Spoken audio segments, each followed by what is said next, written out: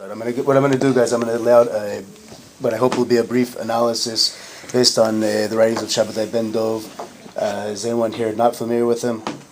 Okay, a couple of you aren't. Shabtai ben-Dov was a Lehi fighter. He was an autodidact genius, a mishpatan. How do you say that in English? Like someone who studied law, and he worked actually in the office of justice in of the Israeli government for a long period of time, and he developed an idea of Hebrew law. Basically, his idea was he wanted to also revive Hebrew law, make it applicable to modern times. And one of the major things I actually asked Yehuda, I wanted to talk about this rather than except that this is the in idioma, the American pressure that's being put on that you see all over the place right now. But I think his main thrust, not his main thrust, he has many thrusts, but one of his main thrusts is the idea of why it is that the state of Israel adopted the British model of court systems, of justice, of laws, and the Western models of a political regime, as opposed to a unique Hebrew model, which is basically like, for example, we adopted our unique Hebrew language, and we adopted our unique Hebrew flag, and and the idea was the revival of the Jewish people when we have a very developed idea of law that's even, he would claim, more developed than the Roman system of law, which is the basis of Western law. And that's what he would claim as an expert in law. But that's aside the point. Really, what I want to get to here is I'm just going to give you guys a couple words about. I think you guys touched on. I don't think I'm going to really say anything new, but maybe I'll just organize the thoughts a little bit. His main claim is this: that the conception of most Israelis today is that we need United States money. Okay? And the minute that you think that you need it, whether you do objectively or you don't need it objectively, the minute you think that you need United States money, you cannot develop your own independent interests. Why can you not develop your own independent interests? Because you cannot consider any interest that might go against the United States interests. If you need the United States money, you're already limited in your conception about what you can think your interests are as a state in the region. They cannot contradict the United States interests. And that is, in his opinion, and I think in our opinion, an unhealthy state to be in. In other words, we aren't considering our own interests. What is really the interest of the Jewish people in the Middle East right now? And we can't even ask that question because it's limited to whatever is in the United States' interests. It has to be like a what do you call it? Partnership.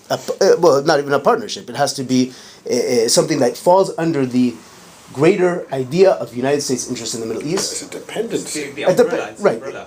I'm sorry? It's an ideological umbrella. It's an ideological umbrella. It's an umbrella of interest, and you cannot think outside of it. For example, we might have interests that are opposed to United States interests. Let's say, objectively, realistically, we do have interests that are opposed to United States interests. The average Israeli will not even fathom that idea. It won't even occur to him. And that, in Shabtai ben-Dov's idea, is a form of slavery. That's a lack of independence. That's a lack of sovereignty. Now, what is the healthy way? Just so I can say that we're not like anti. I've also, by the way, I've been considering this a long time, and I was wondering if this is such a subject that I should be so intent upon raising, even to myself. Maybe we do need the United States money. Maybe we are dependent on the United States in some way. But the reality is that the opposite conception, and this is what Shabtai ben-Dov offers, is the real conception is that we can be independent and still have allies. When do you have an ally? This is the catch. When you've defined your interests as a sovereign nation, and now you seek out other parties in the world that have common interests. But we've been doing it the opposite.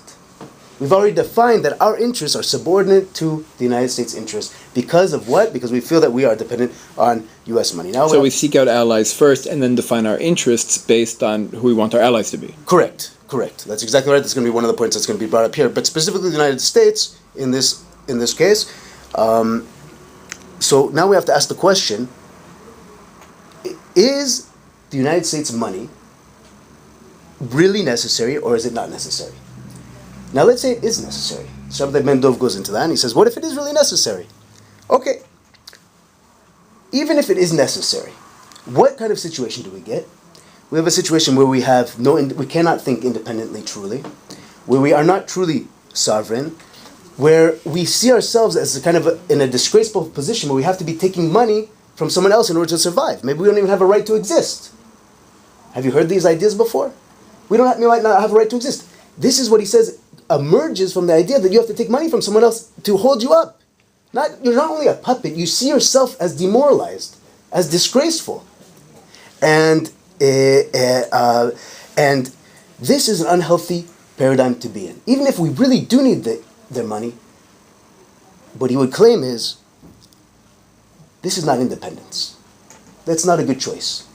This is an unhealthy position.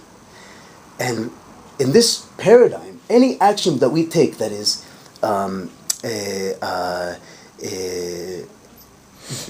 we have to take into account every action we make that it might be opposed to United States interests. That's not real freedom. So he says it's a no-win situation. If, let's say, we really do need the money, then we're not independent. But he says the truth is that we don't need the money. What are the U.S. interests in the Middle East? Okay, what he claims is this: the United States has an interest that Israel exist. Okay, and it has an interest that the neighbors of Israel exist, and it has an interest that no one of these parties becomes stronger than the other. That there be a balance of powers between them, that no one become too powerful. You were actually Malachi, right? Yes. You started. That's exactly what you were mentioning before. The idea that none of these parties, because if one of the parties becomes too powerful, that's a danger to American hegemony or hegemony, you say? Hegemony, that's even better. Hegemony, hegemonia. Say it again? Hegemony. Okay. Well, we're going to edit that out afterwards. Hegemony. That is a threat to American hegemony in the Middle East. Okay. And so, what does the United States do? It divides up the money and the pressure equally upon the sides. Okay. Like apropos what Yuda was talking about earlier with John Kerry, Palestinians, Israel, Jordan, divides up the pressure equally under the guise of justice and equanimity. Equanimity is a word, right? Right, like when we ask the question even of why does the U.S. want to do it? What's their interest? So there doesn't even need to be a specific interest. If you look at the U.S. historically, they've always had this mentality. It was kind of like the U.S. started to gain power. Colonialism is kind of less popular now. You're not going to go into a country and enslave people. That's not nice. So then they start like going around and taking other people's natural resources, like you said, under this facade of like, oh, I'm helping these poor people or I'm protecting myself. So I think that and I think the American people really believe that. Right, no, it's true. Like people really believe that we went into Iraq because whatever. I mean, I was in America at the time. People really believe that they went into Iraq because of whatever reason. Vietnam, anything you could list anything, Lebanon, every country in the world that they've ever been into. So I feel like obviously there are specific reasons for them wanting to be in this region, but it's almost like the question doesn't even need to be asked. It's that America's philosophy is that they believe that they are powerful and they are power hungry, and wherever they see somewhere that they can become more powerful through something else, they're going to go after it and then present it as a like peaceful human rights. Well, when Democrats are in power, I think that humanitarian aid is like the excuse for imperialism that Democrats use, whereas like the war on terror or defense is the excuse that Republicans use. So it's like that, but I'm saying like it doesn't.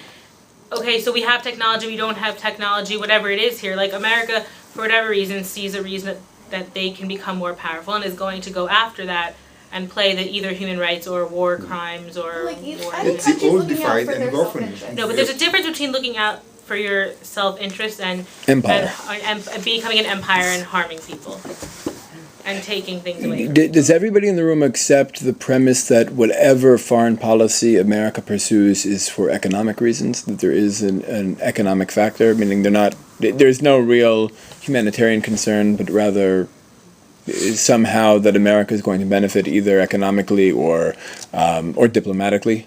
I lost my innocence a long time ago. I come from third of South America, and even when I was in high school, so it's a very long time ago. It's nothing about human rights. It's all about interest and economic power. And also it's about politics, because America is an empire and knows that if it allows many different countries start becoming strong enough, they might ally with each other and then bring down America. America is afraid. Actually, sometimes those moves are kind of moves of fear. And America for sure reads history and it knows that that's how the Roman Empire fell. The Germans, they were used to be different tribes, but they merged all together and they attacked the Roman Empire and took over it. I mean, when you start leaving your enemies becoming stronger and more, then because America has lots of enemies. If it allows them to become big enough, they can ally with each other and bring down America. Actually, it's not only about economic interest, it's also about fear that America has that might be brought down in the end.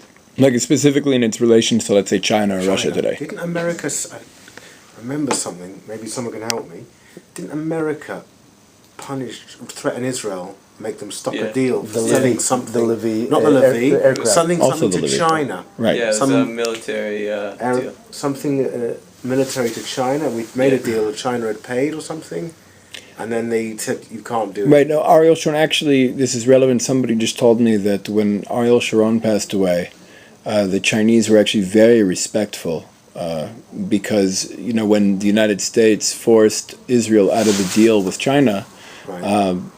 Ariel Sharon made a point of apologizing to the Chinese, saying, I don't want to do this, the Americans are forcing me, I know it's wrong, and I apologize. And because of that meant a lot to the Chinese, apparently, and they remembered that after his death. What exactly was the deal? It was for weapons. Okay. We were going to sell Weapons technology. Yeah, we were going to No, sell. we were going to sell them.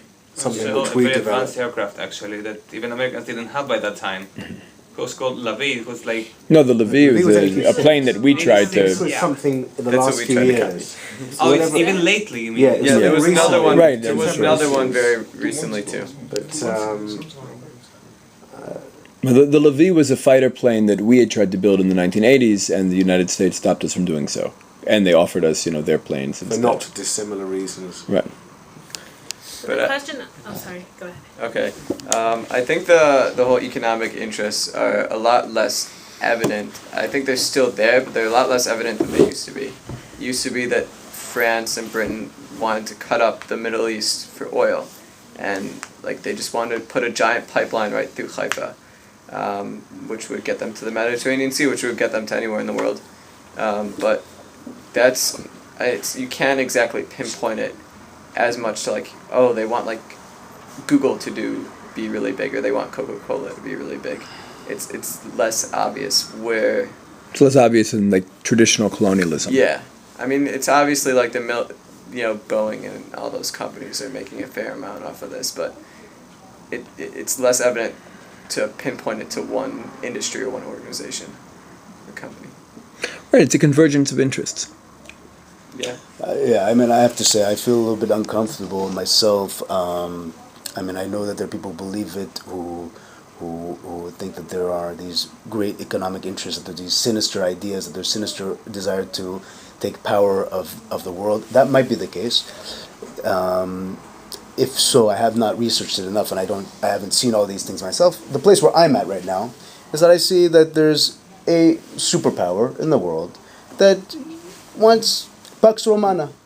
Pax Romana, peace, like Roman-style peace, meaning that the economy keeps going on, that things stay the way that they are, that there be hegemony. I'm going to have to say that 25 times before I go to sleep tonight. Hegemony. That there be the same world order, kind of continue. It's good for us Americans right now, and we want to keep it being good so that nothing upsets that. And in my opinion, that's enough to explain the behavior, although I definitely don't discount the possibility that there are, like Yuda mentioned, a convergence of economic interests, political interests, military interests going on at the same time. But where I'm at, I think that it's even enough just to say, here, look, I'm playing a game of Risk. And in a game of Risk, you win if you play divide and conquer. And you let the powers around you weaken each other. And if people have other evidence of other things, I mean, I'm interested to hear about it, and I'm interested to see it. But I don't even think for myself personally that that's necessary for me to explain or theorize about the United States' behavior in the region. But divide and conquer is also keeping the status quo intact. I'm sorry? Divide and conquer is also keeping the status quo, how do you call it? Yeah, the status quo. The status quo intact. And the status quo, behind the status quo is economic power. That's right. There's people who stand to win if the status quo stays intact, and there's people who stand to lose, and they're powerful if the status quo is somehow unnerved. And so I agree with that. Yeah.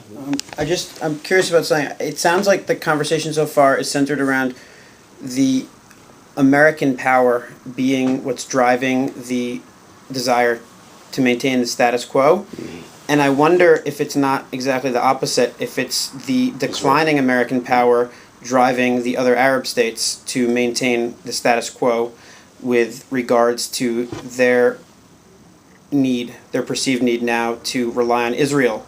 What do you mean, that the Arabs that the need to rely on Saudis and the Israel? Jordanians are all more afraid of Iran than anything else, and that they're the ones who are actually giving the United States the opportunity to present Kerry at the table because they want Israel to be there for them when the United States can't be anymore, not because the United States is strong, but because they perceive the United States as being much weaker and unable to keep the status quo that they've all been pretending to fight against for the last 40, 50 years, but in reality might have been happy with the conflict. And I guess my question is just, it seems like it's just as possible that the Arab states are the ones pushing. I'm going to tell you something. When I think about the Arab states, if I look at our real interests, this is what I opened up with Shabtai ben-Dov saying, what are our real interests in the region?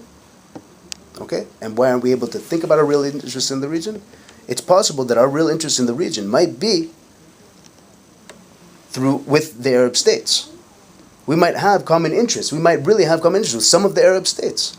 And my question now is, the United States standing behind here and pushing it and making sure that in other words, when do they have an interest? When do we have an interest maybe in having some kind of alliance with them or seeking them out for or working together in some way? Is when we're powerful. So what were you saying? I'm sorry. Then you're saying that you think that the Arabs are pushing the United States to weaken Israel because they want Israel to be on their I'm not side? saying. I'm suggesting that it's possible that the United States, while they seem that they're the forefront of the negotiations, are actually only there because they've been given the okay by the Arab states, because the Arab states have pushed the Palestinians to the negotiating table with the two other sides because the Arab states perceive the U.S. as weak and are now looking to Israel to defend themselves against Iran instead of relying on the United States. But I don't understand. So why would they promote the Palestinian cause, which would, I think, weaken Israel? Yeah, but the Israeli narrative is that they want two states. So we always say like, oh, if you're trying to make Israel look more powerful, why are you trying to force them into a two-state deal? The government has been saying that that's what they want. Not the Netanyahu government. The Netanyahu, from the time when he came into office in February of 2009 until June of 2009, he refused to use the term two-state solution. But I'm saying at this point, the narrative is two states for two people. Right, but I think it's clear, at least with Netanyahu, if not with Olmert and Livni and other people, it's clear that Netanyahu only adopted that position under tremendous, tremendous pressure. Right, but that doesn't change the fact that that's now what our government technically stands for, even if it's not this one, because for a few months they were fine. But why does our government stand for that? Is that in our interest? When we say that, is that in our interest? Well, that's part of the problem. Like but when you're let me talking ask you about this, honestly. Yeah. I believe, I once upon a time, I thought it was in our interest. When I was in the army, we pulled out of Lebanon, and I thought we were going to a time of peace. I honestly did. I didn't know how it was going to happen because I had been through like Samaria and I saw how close we were, how close the things were. But you know, the Oslo agreements were underway, and there was like a time where we were going towards peace, and people believed that, and people fought for that, and they really tried to do it. And I think there are people who tried to do it. And my question is, why hasn't it happened for the last? And my answer, the only answer I can come up is because it's really not possible.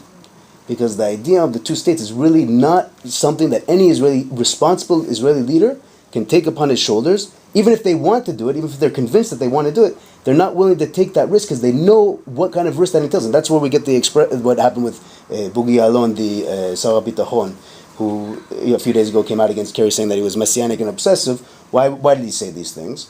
He said it because he says, you are not on the ground. You don't understand what's going on here.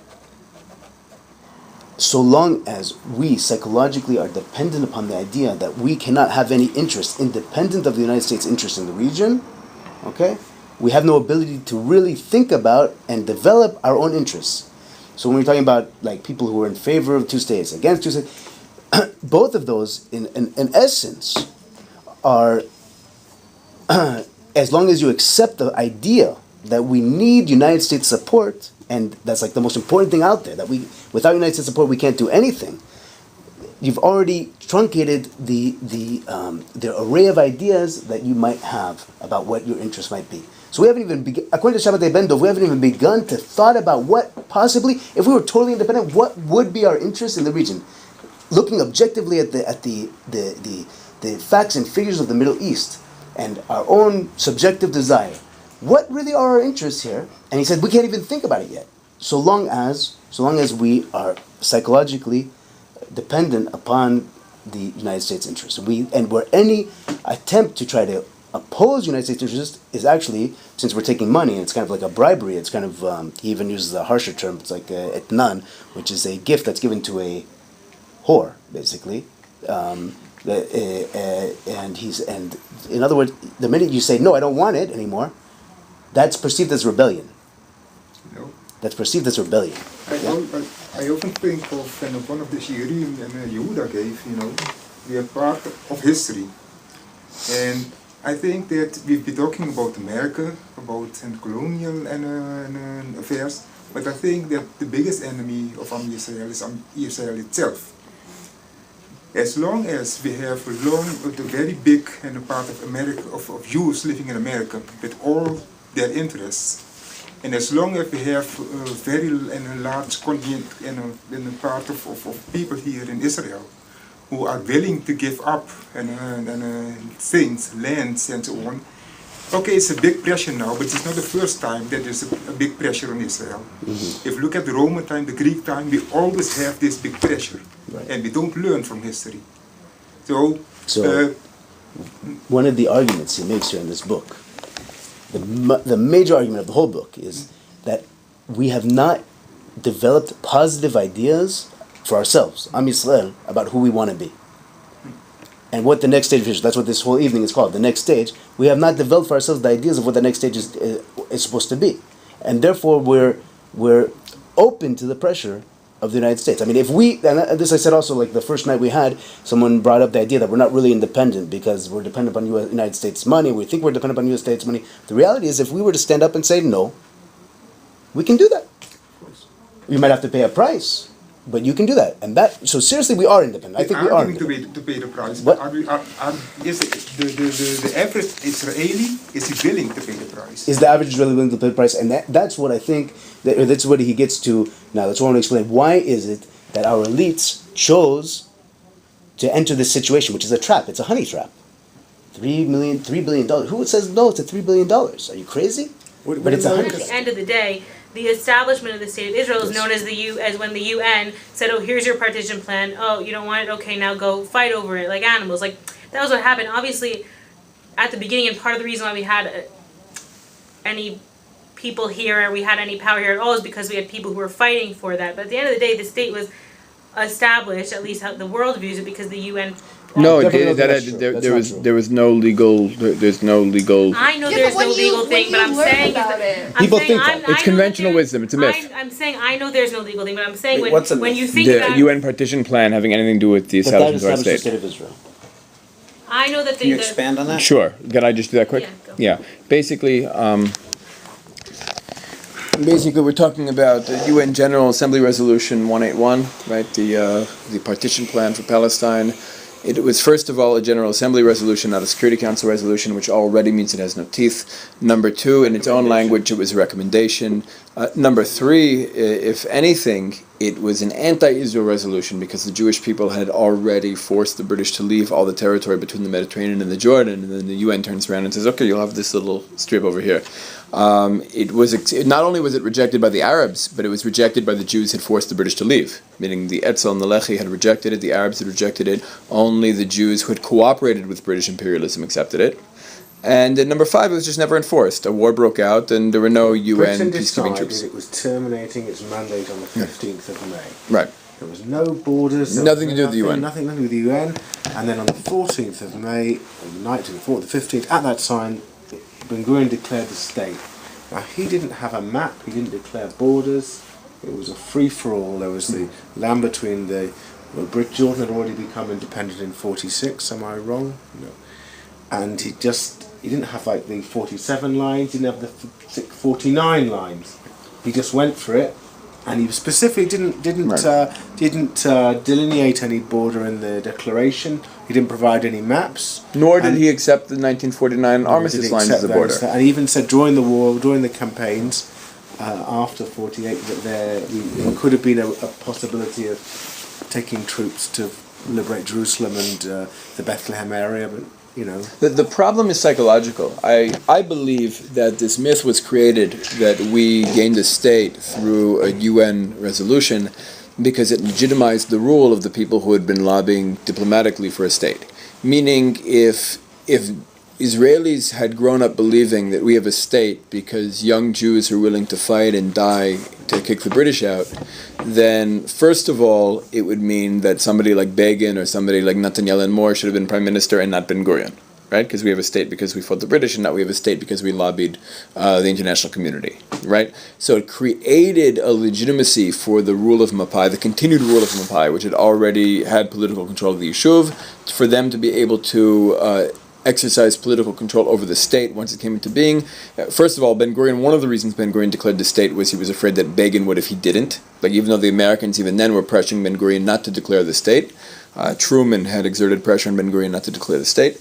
The psychological ramifications of this, however, is that if we're raised to believe that we have a state because the international community gave it to us, that means that our continued existence is dependent on their approval. But if we believe we have a state because young people were willing to sacrifice in order to gain freedom here, that means that the proper path to maintaining our state is for young people to be willing to sacrifice and not to appease the international community. So it had long-term negative ramifications, but I think ultimately that myth was created in order to legitimize Ben-Gurion's rule. I'm just saying that if we're talking about the psychological effect that these things have on the world and on our view of history of our state, so we're coming from a perspective of we think that our rights to these lands are because of the UN, and that our prime minister was our prime minister because of the West and the UN, and it's that mentality as opposed to this is what's called the classic Zionist paradigm, which is we want to be a normal people, we want to be among the family of nations, we want to be just like everyone else. But they speak Polish and live in Poland, they speak Bulgarian and live in Bulgaria, we speak Hebrew and we live in Israel, but we're just like everyone else. And in that sense, Zionism, and that's the way I see it, and I use the narrow term Zionism, is an assimilationist movement.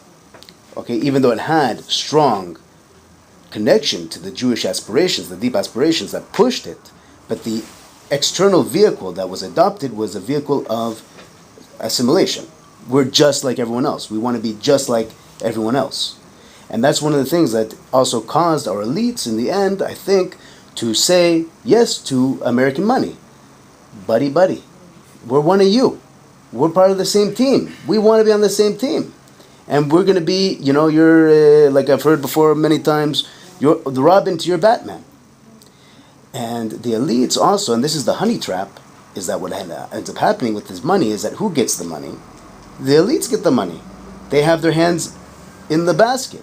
And they can dish it out to whoever they want. 75% of that military aid has to be spent in America or in American. But who's flying to America and drinking champagne in the military headquarters in Texas with them? It's the people of our. I'm not saying that they're necessarily bad people, but we have to just recognize the reality that the people who are in power here have an interest, and they've become friends with this colonel and this general, and they're respected, and they have friendships, and they have Facebook friends, and they've set up industries on the side, and they've set up companies, and they're also the funnel for money, and they're actually even probably promoting good projects that they think are good, moral, just projects with the money that they're receiving from the United States. And what ends up happening is that this is a trap, and the biggest part of the trap, though, is what it ends up doing, and this I think is the crux of it, is that the money, depending on how you look at it, very possibly, and we can argue about how much it does or doesn't, but this is what people think at least, is that the standard of living that we have in Israel is because of that money.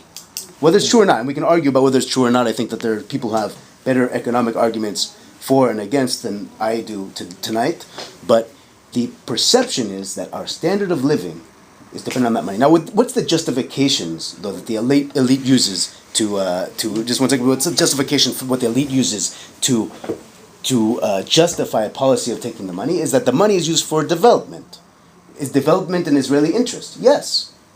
Is that a national interest? Yes, development. And so if you can argue that the money is used towards development, then you can justify it even on nationalist terms. But it also, the question is, does it also, like the total amount of money that we have, the total amount of capital that we have in the country is divided basically into the today and the tomorrow. The stuff we invest in today, standard of living. The stuff we're investing for tomorrow, development. And one of the perception is that the reason we have a high standard of living today is because of the United States money. And one of the questions that we asked is, how can it be that how could the Israeli public maybe want to break away from this trap, is that they would have to somehow realize and decide that having an artificially high standard of living, whether it's true or not, and we can argue that, but having an artificially high standard of living is an evil. Accepting charity when you don't really need charity is a disgrace. What's that? Bribe. It's a type of bribe. It's a disgrace to accept charity when you don't need charity. You're eating, you have food, but you want to have caviar. And I'll take tzedakah to eat caviar. That's basically what we're doing. But now what's the big problem? And maybe with this is this: when you live in a bubble, okay, you're full. You're eating all the time. You're full. You're satiated. All right. Even if tomorrow the bubble might burst, and you might have no food, today you're not going to do anything, because today your stomach's full. And that's the reality we're living in. The real objective economic factors are not being brought into play. We're not developing the answers, we're not thinking about the problems, and we're not developing the answers because we don't feel the problems. Because anytime there's a problem, what do? You can run across to Uncle Sam and say, hey, can you give me another help here? Can you help me out here? And you never develop real answers to your real problems because we're not even aware of our real problems. And the problem is that the moment that the bubble bursts, you're stuck. Now you're going to starve. And you will find the answers. You'll find the answers just like the Yishuv found the answers. They didn't have the United States support, and no one's going to stop the Jews of America also from supporting Israel if need be. When you say the bubble burst, you mean when America stops providing? Or for whatever reason it might be. Yeah. Whatever reason it might be, we are living in an illusory world economically. In other words, it's just like the facade that was in the United States with the real estate, right? It wasn't real money. It wasn't real. Nothing that was really happening, and at some point it bursts. I mean, and that's what Shabtai ben-Dov in the end says, that's the problem. We're not actually dealing with the real objective problems that we have. And therefore, we can't be aware of our interests. It's not only a thing of psychological dependence, it's a real objective dependence because we feel like we're full. We feel like we're satiated. And anytime we have a problem, instead of developing the solutions to the problems, we can go the easy ways out and ask for someone else for mommy or daddy or Uncle Sam to come and, get us out of the problem. like a fetus in the womb with an umbilical cord. Yeah. We haven't yet really been born. Right, and so we never learned to walk. I mean, let's say we've been born, but we haven't learned to walk yet, because every time we try to walk, it's like our mommy's taking us and putting us into the stroller, and then you never learn to walk.